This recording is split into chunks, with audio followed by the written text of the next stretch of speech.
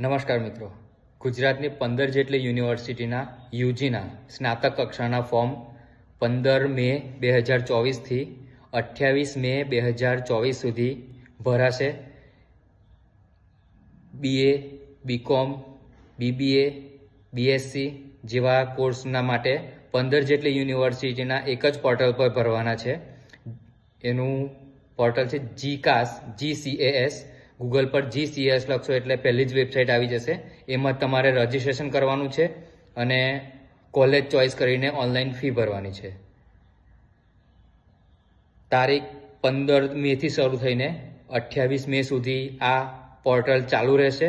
ત્યારબાદ એડમિશન પ્રક્રિયા આગળ વધશે. અત્યારે ફક્ત રજિસ્ટ્રેશન કરવાનું છે, એટલે 15 મેથી 28 મે સુધીમાં તમારે રજિસ્ટ્રેશન કરીને ફોર્મ ફિલઅપ કરી દેવાનું છે.